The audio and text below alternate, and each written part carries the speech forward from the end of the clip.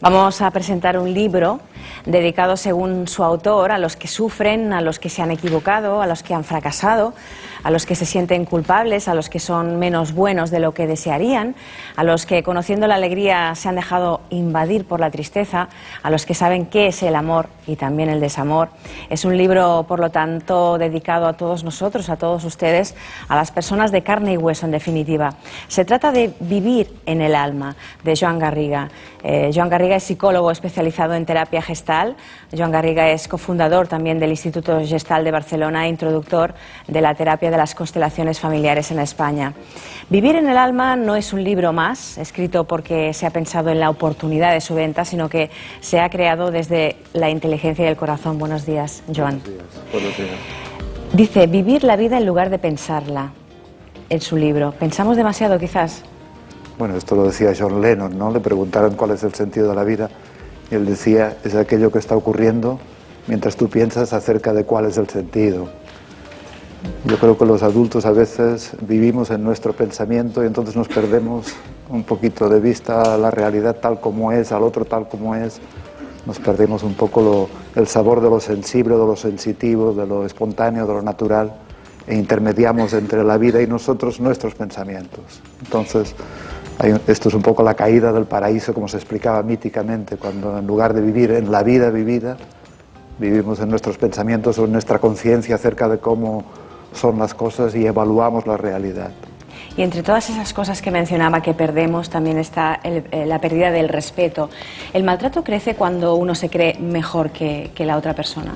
Bueno, en el libro hablo un poco de que la semilla de todo maltrato viene del hecho de que perdemos de vista la igualdad natural entre todas las personas, ¿no? Cuando alguien en una relación o en un vínculo se siente mejor que el otro o también peor que el otro, porque el ponerse por debajo de otra persona también es una forma de desconsideración. Somos seres imperfectos, los humanos, eso es obvio. ¿Es a través de la imperfección como nos igualamos a los demás? Bueno, yo tuve un maestro que decía, la perfección no es tan interesante porque en realidad no la podemos amar. Lo que podemos amar, respetar y apreciar es lo imperfecto porque nos incumbe a todos. Y todos navegamos y caminamos viviendo nuestra vida de la manera que podemos y asumiendo ciertas imperfecciones, que la realidad nos impone límites, también más allá de nuestros deseos personales. Así que yo creo que lo imperfecto es lo que merece ser amado, ser apreciado, porque vivimos en lo imperfecto. Dice usted también como subtítulo de su libro, amar lo que es, pero a veces se presenta como una empresa imposible. ¿Cómo podemos amar el maltrato, el daño, el sufrimiento, bueno, la violencia? A mí me toca trabajar con personas que han vivido situaciones vitales a veces muy difíciles, por ejemplo, víctimas de atentados, que han perdido hijos, que han tenido reveses importantes de la vida, que vivieron ciertas experiencias con los padres o en su familia de origen muy difíciles.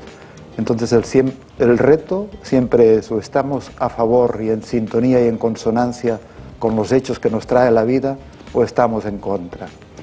Y yo lo que veo todo el tiempo es que estar en contra, es decir, no poder hacer el proceso para integrar lo que la vida nos ha traído, aunque sea difícil, nos mantiene en el sufrimiento.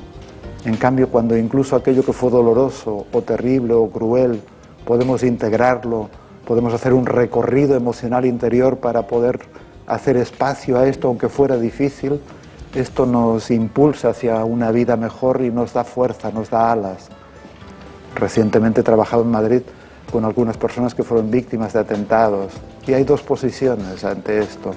Uno se mantiene en la posición victimista, o a veces incluso ya no se agarra con fuerza a la vida por haber vivido una situación tan extrema o tan difícil, o se mantiene conectado con los que murieron, con los que no pudieron sobrevivir, y a partir de este hecho tan traumático ya no vive, o bien, incluso con un hecho tan difícil, esto le hace aumentar su impulso y su fuerza para la vida, ¿no? Y siempre navegamos en este binomio, vida o no vida, hacer espacio a lo que la vida ha querido aunque sea difícil, o ponernos en contra de lo que la vida nos ha traído aunque sea difícil.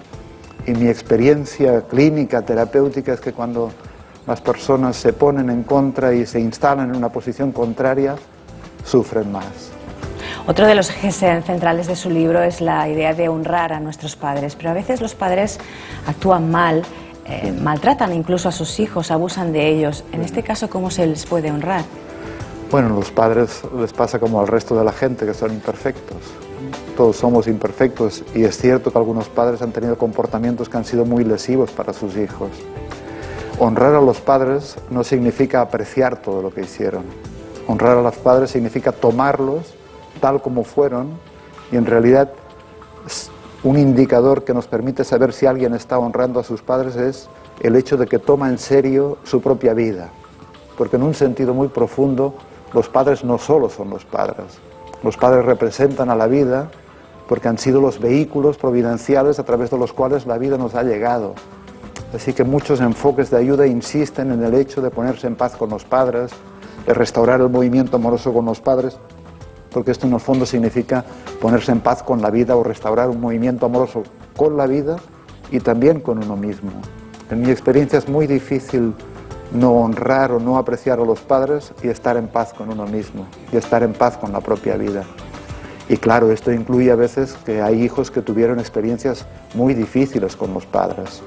Y honrarlos también significa que tienen que permitir que los padres lleven la culpa de sus propios errores, de sus propias crueldades. A veces hay hijos que se culpan a ellos mismos de lo que vivieron con los padres, y honrarlos significa respetar que ellos tienen que llevar sus propias cargas también. Dice usted también que gran parte del dolor en el mundo es pretender tener o ser algo diferente de lo que somos. Bueno, qué sé yo, he visto personas sufrir diciendo, bueno, yo debería de ser, qué sé yo, Penélope Cruz, yo debería de ser más alto, yo debería de ser más listo, yo debería de ser de otra manera distinta a la que soy. Y demasiada gente sufre por un intento de pretender ser lo que no es, en lugar de ponerse en paz con aquello que sí es. En definitiva, el gran secreto es el sí. Algunos enfoques espirituales lo llaman el gran afirmativo de la existencia. Es decir, poder ponerse en sintonía o en consonancia con lo que sí es. Y esto no significa que no queramos cambiar. Yo para mañana tengo proyectos, tengo objetivos, pretendo cosas, pero aquello que ocurrió, aquello que está ocurriendo, es como es. Y la tarea es permitir que sea como sea y aprovecharlo al servicio de la vida. ¿Y aprender a escuchar al cuerpo? Bueno, el cuerpo es fundamental. Algunas grandes verdades se sienten en el cuerpo. A veces las ideas, las ideologías van por un lado, pero la verdad se esconde en el cuerpo. A veces la ideología dice, qué sé yo, debería de mantener este trabajo, pero luego el cuerpo se siente tenso ante el hecho de ir a trabajar, o la mente dice, debería de casarme con tal persona, pero el cuerpo tiene un movimiento de alejamiento, así que a veces están en contradicción, y es una gran bendición cuando pensamientos del cuerpo, llamémoslo así, van en la misma dirección. Pero claro, hay que escuchar el cuerpo. Y eso que escondemos o que intentamos ocultar de lo que no nos gusta, en realidad acaba manejándonos, dominándonos. Bueno, yo lo que veo es que aquello que tratamos de expulsar, que tratamos de rechazar, viene con más fuerza. Hay personas que quieren, qué sé yo, ya que hablábamos de los padres, quieren rechazar a los padres o alejarse de los padres y se van a Australia. Esto es un clásico.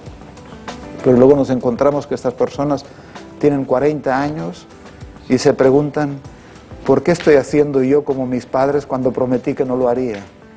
Y hay una regla en la vida o en la alquimia interna psicológica de las personas, y es que aquello que rechazamos se instala con más fuerza. A veces incluso en forma de enfermedades, A veces rechazamos algún sentimiento porque es difícil de sobrellevar, alguna culpa, alguna pena, algún enojo, y lo apartamos de nuestra vida, pero luego nos duele la pierna, o luego tenemos una inflamación en algún lugar, o nos resfriamos, o surgen otro tipo de enfermedades. Y yo lo que veo es que en el trasfondo de todo se trata de integrar lo que las cosas son. Y si es posible, las cambiamos para mañana. Pero lo que ya fue, se trata de poder hacerle espacio se trata de incluirlo en nuestra vida, en nuestro ser. Me gustaría concluir esta entrevista con una frase que usted reproduce en su libro de Filosofía de un sabio hindú, que dice, hacer lo que tenemos que hacer, sí, dar lo que tenemos que dar y recibir lo que nos toca recibir. Pero exacto, tampoco es fácil.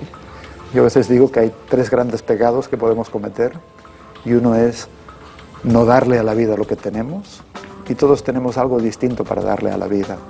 El otro pecado es darle a la vida lo que no tenemos, y este es un pecado de impostura, de querer parecer que somos aquello que no somos, de querer parecer que tenemos de poetas la gracia que no quiso darnos el cielo, creo que lo decía Góngora o Quevedo. Y el otro gran pecado es no tomarnos el trabajo de escucharnos y de sentirnos, y también en nuestro cuerpo, para distinguir bien lo que sí somos y tenemos de lo que no somos y no tenemos. Gracias, Joan Garriga, por este libro, Vivir en el alma. Gracias a vosotros.